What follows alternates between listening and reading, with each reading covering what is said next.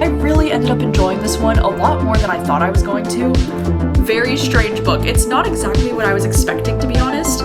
Thank you to Squarespace for sponsoring today's video. Hey, how's it going? My name is Gabby. Welcome back to my channel, and today we are going to be starting on another episode of the Backlist Bonanza. And if you've missed any episodes in this video series, I will have them all linked down below, but basically the idea for this video series is for me to read books that are on my backlist shelves, and I'm counting any books that are a year or older. So any books that were published in the year of 2024, I am counting now towards this challenge. And if you were wondering, I have 2 backlist shelves that are in my room on that other bookshelf, and then I also do have an entire backlist shelf in my office. So I do have a decent amount of books to pick from, and in this episode specifically, we're going to be doing a spin the wheel that chooses which books I'm going to be reading. I've done this video concept a few times for the Backlist Bonanza episodes, and it is always so much fun. I love the anticipation of like not knowing what I'm going to read. And so in this video, I'm going to be trying to read at least 4 books, but I do allow myself to DNF along the way. So if I do DNF, then those will not be included in the 4 books. Like I'm trying to at least finish 4 books in this video. That's the goal. And as you can see on my little spin the wheel here, I have so many things. I have 71 books on this list for me to spin for. I actually do have more than 71 books on my backlist, but I decided to set those aside because I have some for other video ideas and things like that. So let's go ahead and spin for the first book. Oh my god, I'm scared. What is it gonna be? Give me something good. Oh, The Couple's Trip. Oh my god, okay, I think this one is a thriller. I think this one might be in the office, so let me go grab it. Boom, it's literally right there.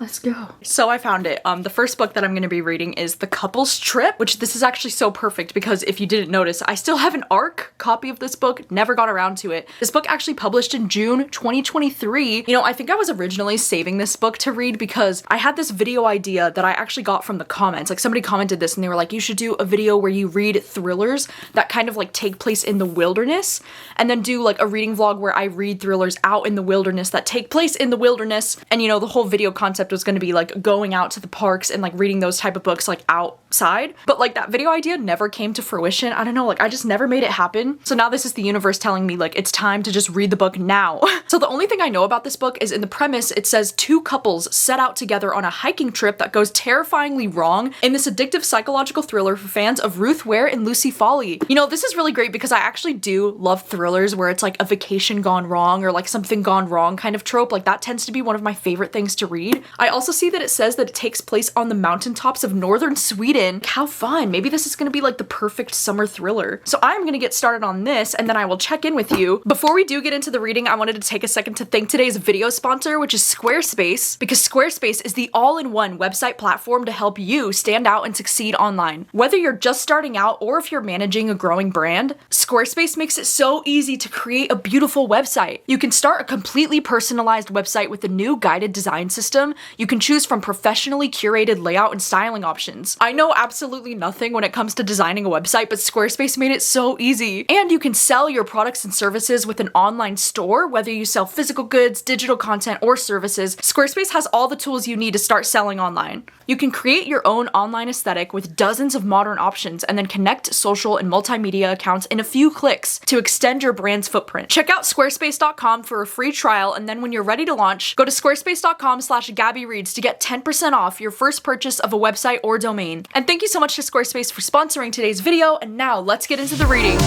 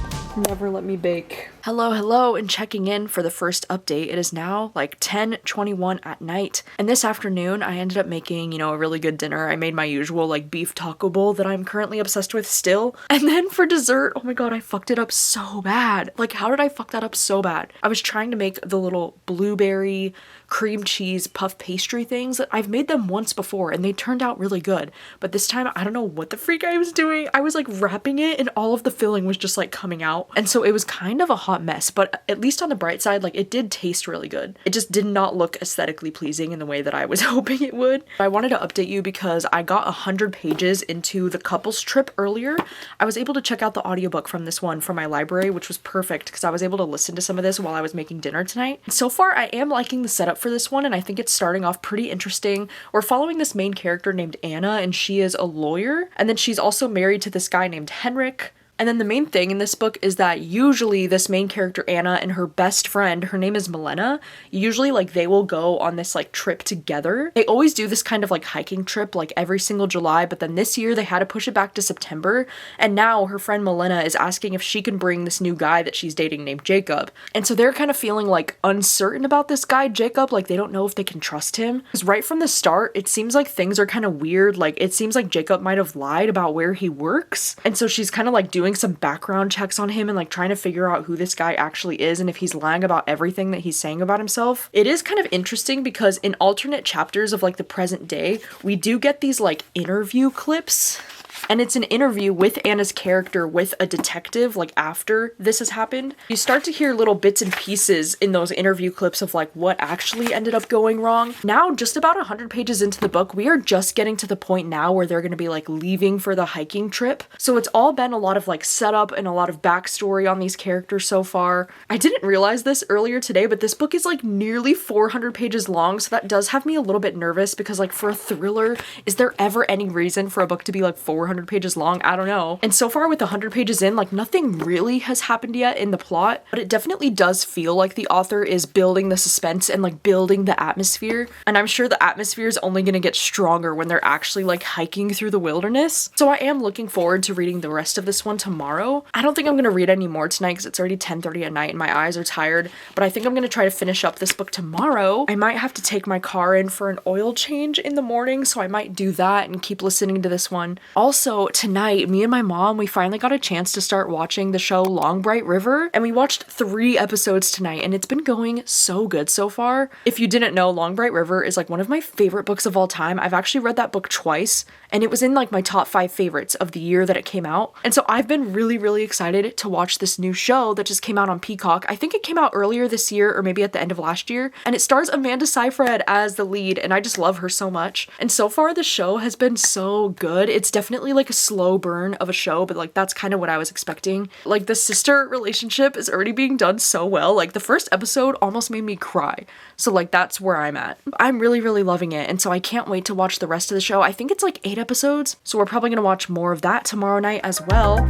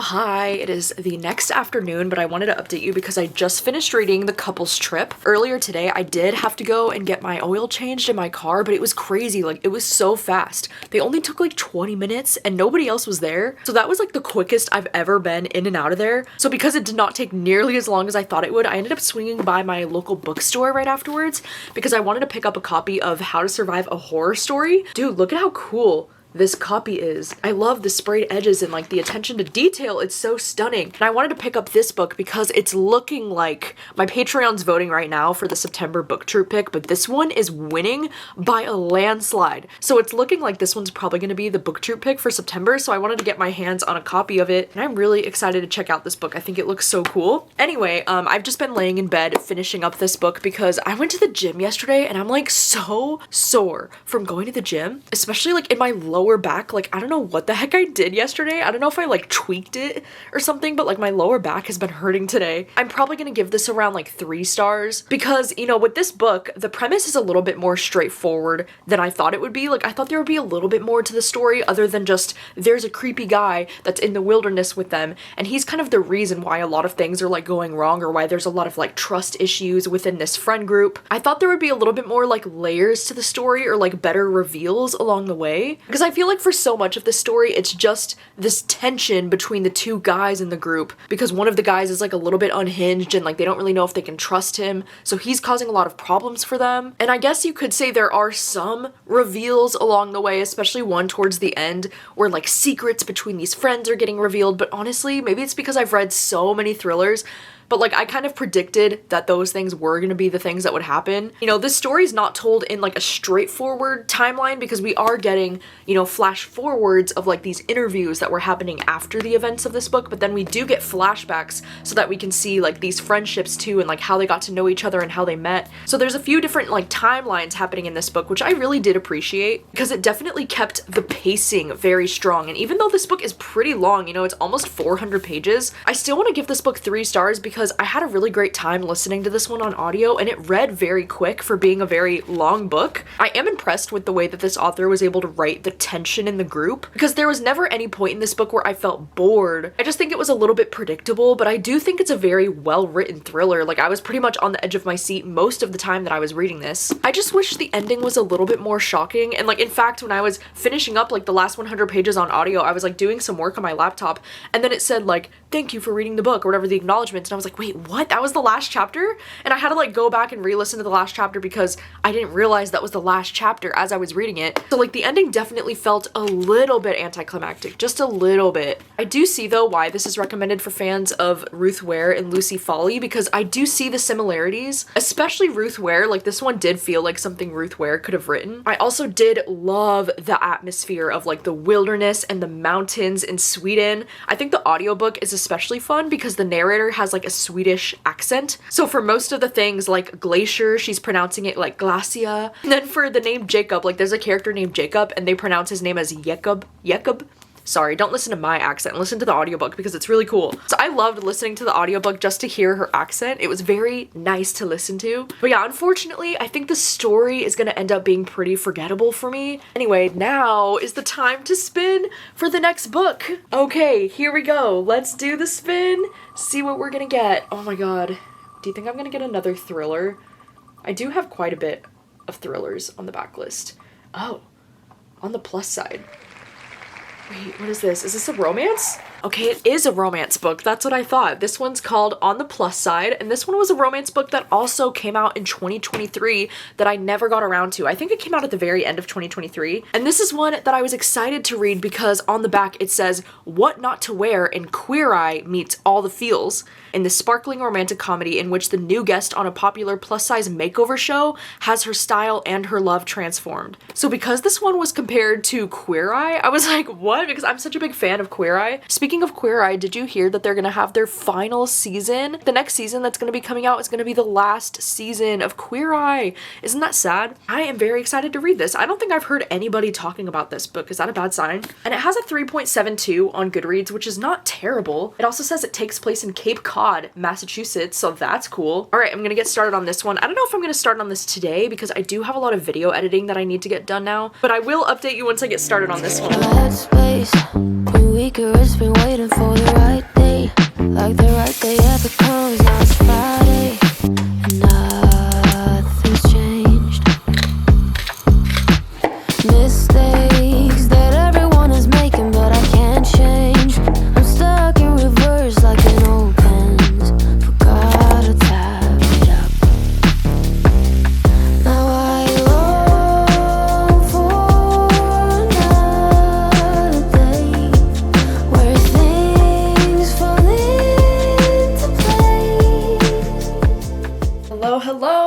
anyway, it is now the next morning. I wanted to update you because last night I got a chance to start reading on the plus side while I was making dinner. I ended up making dinner last night for me and my parents. I made like a chicken, mashed potatoes, and like zucchini and asparagus. It was a really good dinner. I also watched one more episode of Long Bright River with my mom last night, and we watched Big Brother. Dude, Big Brother has already been so fun this season. I've only watched the first 3 episodes of Big Brother, but like, oh my god, it's so chaotic and like there's so much drama already. So I'm really invested in this season, and I already like a few people on this season. So that's been going really well. But anyways, I got the chance to start listening to this one on audio. Unfortunately, my library doesn't have this one on audio, so I went to my Spotify and I've been listening to it on Spotify, but I'm about to run out of my hours. I mean, I got 126 pages in with the help of the audiobook, but I'm so concerned that like by the end of this chapter, it's gonna like boot me off, you know, because once you hit your 15 hours a month on Spotify, it like literally cuts you off. But I am excited to let you know that so far this one has been going very well. So in this story, we're following this girl named Everly Winters, which like, is that not the cutest name you've ever heard? Her name sounds so seasonal. I love it. Everly Winters, like so cute. So this character gets nominated by one of her friends to go on this show that's called On the Plus Side. And this show kind of is described as being kind of similar to Queer Eye in a way, but it's basically, it says it's a popular plus size makeover show, and it kind of like helps you like transform your life and like view yourself through a different lens. I think something that's really great about this book so far is that there is a lot of great like body positivity talk, and like the main goal of this show is to help you see yourself in a more positive light. And so in a lot of ways, this book feels a little bit more like a coming of age story as opposed to a romance. I mean, don't get me wrong, there is a cute romance that's starting to form and starting to blossom that I do think is really cute and really wholesome. But the main focus of the story doesn't seem to be the romance. It really does seem like it's more about her character and like starting to accept herself as she is, which I really do like. But the romance in this book, it is really cute because it's between her and one of the guys who's a cameraman for the show. And it's actually so sweet because there's a moment where he like stands up for her when she like kind of feels awkward or she feels like she's like being judged because of the way she looks. And oh my god, it was so sweet and so wholesome. So I am really liking the start of this romance. There was actually a moment at the end of chapter 11 where I literally was like, oh. I also like that this author included an author's note at the beginning of this book when she said, "My characters and I use the word fat throughout this book, but it is meant as a neutral descriptor, nothing more, no different from thick, wide, round, soft, plus size, etc." She said, "Like many in the fat community, I want to reclaim this word, disempower it by using it neutrally, and hopefully help to evacuate the harmful connotations so often associated with it." She also includes a lot of different content warnings at the start of this book, which is another thing that I really do appreciate. So I hope the rest of it goes well. I am loving the vibes of this like On the Plus Side show because, you know, as I mentioned, I do love reality TV. Like Queer Eye is like one of my favorites, and it does feel very comparable to Queer Eye in a lot of ways. So I'm really excited to see where this goes, and I'm especially excited to see this romance start to blossom because right now it's feeling like so slow burn, but in a way that I really like. Like I love my romances to feel slow burn. Like I love the fact that we're over 100 pages in and they haven't even really looked at each other, you know what I mean? Like it's slow, but it's building. I don't want to jinx it too early, but it's feeling like I could give this book like 4 stars right now. Like I am really liking it. So anyway, right now I'm getting ready to do some reading sprints on my Patreon this afternoon. And reading sprints, if you didn't know, I get questions about this sometimes, but reading sprints are just like live streams where I go live and we chat for a little bit, but then we mostly just read together. Like I set a timer and then we just do some reading together. I know I don't do them on my main YouTube channel as often anymore, but I did just do some live reading sprints for Summerween. So if you don't know what reading sprints are, they are so much fun. I really love that aspect of the community to be able to go live and do some reading together and just chat in real time. But anyway, I'm going to be going live in just about 20 minutes. Hopefully I can finish up this book today and I will let you know my final thoughts. So if you're down, I'll be down. Pack your bags, fill them up. We can go tonight, take a flight to a higher ground. How does that sound?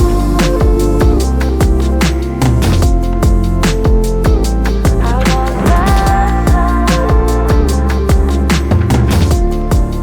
Hey, hello. It has been about 2.5 hours, but I wanted to update you because I just finished reading On the Plus Side. Dude, I am so impressed with this book. Like, I really ended up enjoying this one a lot more than I thought I was going to. I really loved these characters. Oh my god, there were so many moments where like they had me giddy, they had me smiling, like they were just so sweet and so wholesome together. I do tend to love this trope of like a reality TV show kind of thing where like the star of the show falls for somebody that's working behind the scenes. It actually kind of reminded me of The Charm Offensive in that way, you know, because this book is a male-male romance where this guy is like basically the bachelor and then he starts to fall for one of the producers on the show. And this is like one of my all-time favorite romances, so for me to even say that it kind of gave me similar vibes is like a huge deal. But I really loved the characters in this book. Like, their relationship was so sweet. I also loved that there was a bit of a love triangle. Like, it's not exactly a love triangle, but like there's another guy that's kind of like involved with Everly in a way.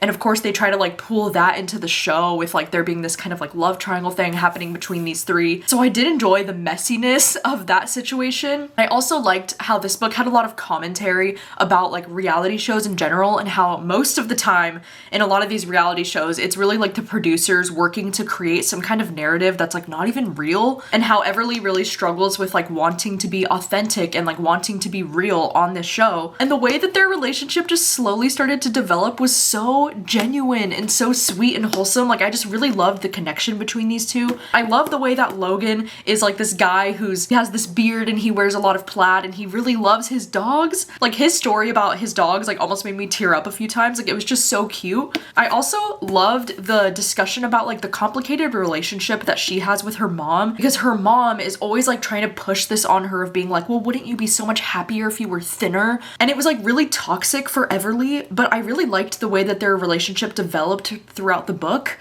I also loved that she had such a huge love for her grandma, because her grandma was also this plus size woman who always seemed to have a really hard time, but like this was a person that she really looked up to because her grandma was the one who taught her like not to care about what other people think about you. But I just really loved the body positivity in this book, and I also loved how this was just as much a romance as it was a story about Everly and like her coming of age story. It actually kind of reminded me of This Could Be Us by Kennedy Ryan, just in the way that like both of these books are about women learning how to love themselves, and I feel like that's a common theme in both of these. I just love this so much more than I thought I would, and that's such a great feeling. It was actually so much fun to read about this reality show and kind of seeing like the messy behind the scenes of like what was going on at times. But I love the way that this man would always like jump to defend her in any situation. Like, it was just so sweet and so sincere. I think I want to give this one like 4.5 stars. And the only reason why I don't think that this one is a 5-star for me is because I do think the ending was like a little bit abrupt. I don't know, there's something that happens with the show towards the end and I was like, oh my god, like the drama, like it's so interesting. And then I feel like it just wrapped up very quickly and it was just over. Like, I definitely wanted more, and the epilogue at the end of the book is only like 1 page long and I'm like, okay, I needed a little bit more closure there. I also think this book kind of does that thing that a lot of books do when they have like a reality show, is that in between the chapters they have these chapters that are like articles and like you can see what fans are commenting and stuff like that, and I never find the need for that when I read books like this. Like, I always find myself skimming those sections because I'm like, I don't really care what the fans are saying about the show. Like, I just want to watch what's actually happening on the show. But overall, I loved this and it was so cute. I've just been in such a romance mood lately, and this really just like gave me all of the feelings that I was looking for. So I'm so happy to have finally read On the Plus Side, and I'm so glad that I loved this one so much. This one also kind of reminded me of that other book called One to Watch. That was another reality show romance kind of book that I also really enjoyed, and I think that one had a plus size main character as well. But I think I liked this one even more. Like, this was such a good one. All right, here she is. My beautiful Spin the Wheel is back. Let's see what she picks next for me. I'm actually kind of like hoping that I get another romance or maybe another thriller. I don't know what I'm in the mood for. Oh my god, I thought we were gonna get The Paper Palace. Okay, The Nightmare Man. Okay, this is a horror book. Let me go get it. Okay, so The Nightmare Man. You know what's so crazy is that this was actually on my like potential TBR for Summerween. And that's why it was on my book cart in my room instead of on the bookshelf, because I pulled out all the books that were like potential options for me for Summerween and I put them on that book cart. And so it's so funny that like I never got around to this for Summerween, so the universe was like, okay, well, it's happening now. Dude, what if I love this? And like, what if I was supposed to read this during Summerween? Like that was the universe being like, how dare you? Okay, I really don't know much about this, but the reason why I was kind of nervous to read this book is because this is the same author as that book Sleep Tight, which was a book that I gave 2 stars. Like I was not a big fan of that one. I've definitely forgotten what this book was about since I got it. It says there's a small town called New Haven. We follow this guy, Ben Bookman, who is a best-selling novelist and heir to the Blackwood estate. And he spent a weekend at the ancestral home to finish writing his latest horror novel called The Scarecrow. Now on the eve of the book's release, the terrible story within begins to unfold in his real life. That's cool. It says Detective Mills arrives at the scene of a gruesome murder, a family butchered and bundled inside cocoons stitched from corn husks. And it says it's eerily mirroring the opening of his latest novel. Ew! When another family is killed in a similar manner, Mills, along with his daughter, rookie detective Samantha Blue, is determined to find the link to the book and the killer before the story reaches its chilling climax. I'm intrigued. That sounds really cool. I wonder if the audiobook is available at my library. Like, I'm sure it's not.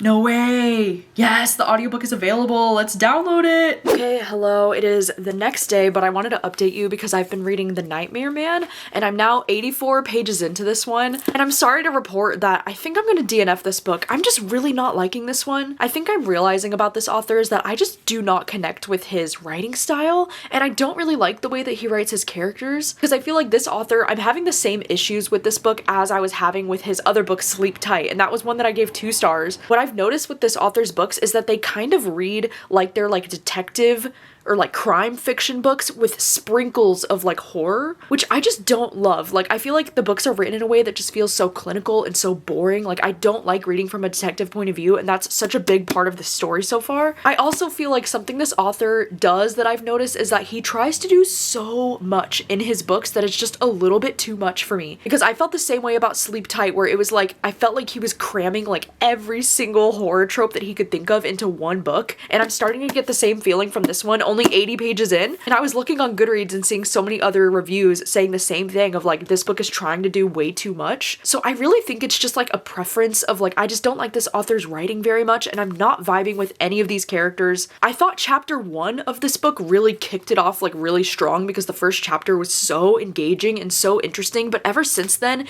it's just gotten so much more boring. And while I do think the concept is cool in this book, like I do like the idea of reading about an author who like wrote this book and now like all of these events are starting to happen in his real life. Like I think that's really interesting, but I already do have a prediction for like what's actually going on. And you know it's bad when like I just don't care to even find out if I'm right. I'd rather just look up a spoiler review to see if I'm right about what's going to end up happening than continue reading this because I'm not having fun with it. But the good news is that it means we get to spin again. I honestly don't know what I'm in the mood for right now. Like I am still in such a reading mood.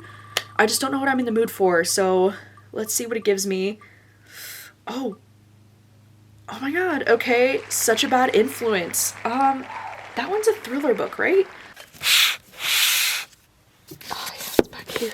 Okay, so it chose Such a Bad Influence. I'm actually really excited to read this one. This one's a thriller, and I've been meaning to read this one on a few different occasions because I was gonna read this book for 2 different rounds of Screaming Color, which is like my readathon that I host for Patreon, because I recently just did a Screaming Color that was Blackout at the end of last year that I was gonna read this for, and then I also just hosted one for Pink, and I was gonna read this for that, and I never got around to it. So I am excited to finally check out this book, and on the back here it says for fans of Ashley Winstead, it says this is a razor sharp debut about what happens when one of the first child stars of the social media age grows up and goes missing. Alright, well I'm gonna get started on this one next and I will let you know my thoughts once I get into it. I'm also really excited for today because I'm gonna be going to the lake with some of my friends and hopefully we can go swimming. I mean, I don't know, it's actually kind of cloudy outside today. Like it's been so hot these last couple of days, and now of course the one day that we're like gonna go out to the lake and potentially go swimming, it's all cloudy outside and it's only like 70 degrees, so it's not even as hot as it has been. So like we'll see if any swimming actually happens, but I am really excited to go to the lake today and catch up with some friends. I think it's gonna be so nice.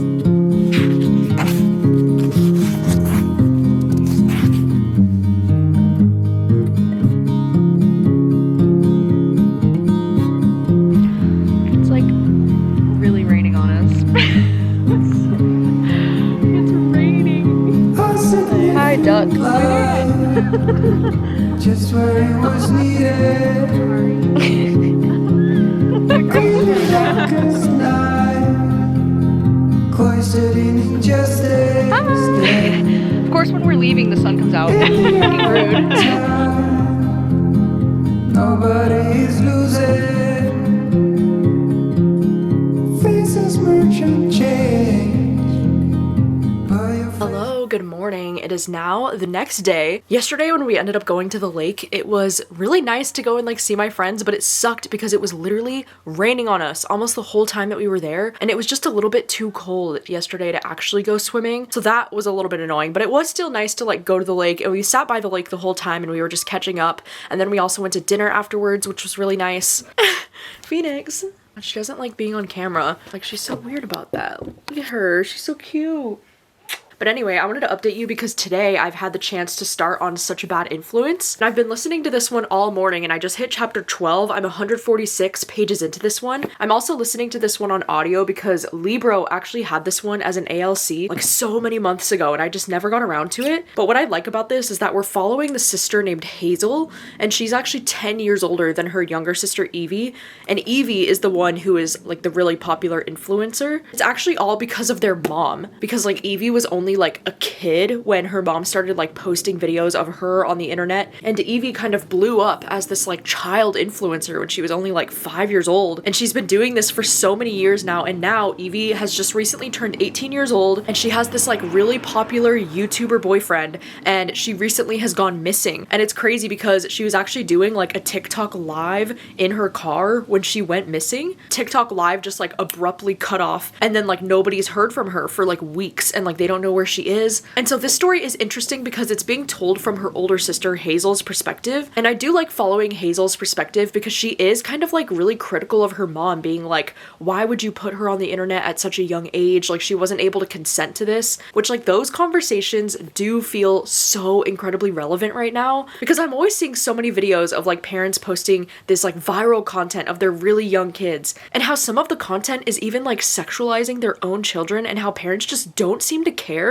as long as they're getting a paycheck from TikTok or from YouTube. And it's like honestly sickening. Like, I know there is a lot of conversation right now about, you know, child influencers and whether children should even be like on the internet in this way, because like kids can't consent to this kind of stuff the way that adults can. So I do think there's a lot of really relevant conversations about that happening. This book is also really cool though because it's kind of told in like a mixed media format, because in between every single one of the chapters we will get like an interview clip that the mother has done, or we'll get like podcast episodes, or like we'll be able to read stuff in like the online forums of like what people are talking about. You know, usually I don't love reading thrillers that like follow an influencer, just because I think it can be a little bit annoying sometimes. But I actually do like this perspective with like getting the older sister who was like never really involved in the social media. And there's even some discussion about how like her mom kind of like mistreated her, or how she made Evie feel like the favorite child because she was the one providing an income for them, whereas like Hazel was just like the older sister who was always around but she was never involved in it. So like her mom treated her differently because of that. And I also think that that's really relevant and probably very true for a lot of these child influencers. I can only imagine the treatment that you get from parents when like your child is the content, and like how you are needed to like be the face of a brand when you're like a little kid. And I do sympathize with Hazel, you know, like being the older sister who's like out of the spotlight and just doesn't approve of this. Like, I do really sympathize with her perspective, and I think she has a lot of resentment towards her mom for like putting Evie in the spotlight in the first place. Their mother in this book just like truly gives me the ick. Like, she's definitely one of those mothers who like cares more about money and making a quick check than she does about like her own daughter's well-being, you know? And it is unfortunate that I do think a lot of people could relate to this, or like you can see this kind of stuff happening online, and it's ridiculous. So I think I'm going to try to finish up this book today. I'm already like 46% of the way through the audiobook, so I'm almost about halfway through. I think I might actually go to my local park today and just do some walking around while I'm listening to the audiobook, because it's actually a really like cloudy, overcast day. It's only like 62 degrees.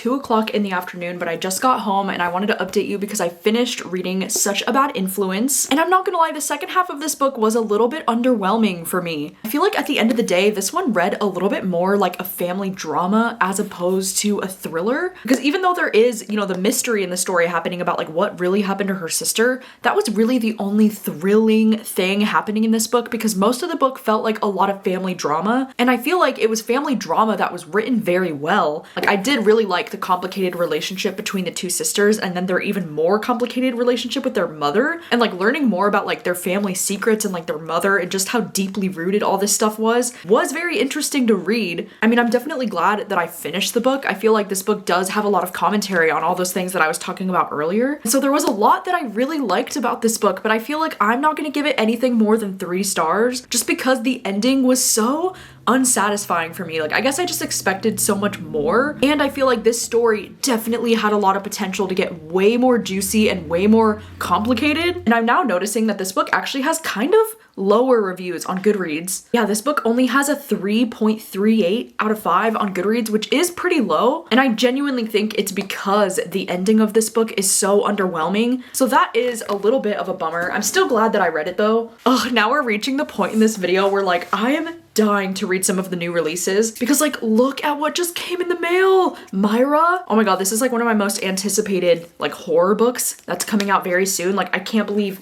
I have my hands on this. And then I've also just been really dying to read These Summer Storms as well as Bittersweet. I mean, god, I've been hearing such great things about These Summer Storms, and I definitely want to read this one before the end of the summer. But like, I'm so tempted to want to read one of these right now, and I'm like, I can't. You see, this is why it's a struggle for me to get through my backlist books, because I'm always so tempted by like the new releases that are coming out and what everybody's currently talking about. This is exactly why it's good for me to do these Backlist Bonanza episodes, because it encourages me to actually pick up the books on my backlist that I keep putting off. All right, so here's our little spin the wheel that will decide the next read for us. And this one could be the last book that I read if I don't DNF this. So that's exciting. What are we gonna get? Oh my god. We got The Vegetarian! Oh my god, this is a book that I've been wanting to read for literally years. Okay, so this is The Vegetarian, and I'm so excited because I've heard about this one so much throughout the years. This one first published in 2007, I think. And I also think that this one is originally translated from Korean. I have read one other book from this author, and I gave it 4 stars. I read the book Greek Lessons, and then I also have another book from this author on my TBR that's called We Do Not Part. So I'm really looking forward to giving this one a chance, because this is the one that I hear the most about. I don't really know where this one falls genre-wise. I mean, I'm looking at the Goodreads page right now and it says it's a fiction, horror, contemporary, literary fiction kind of book. But I'm really looking forward to reading this one, and it shouldn't take me too long because this book is actually only 185 pages.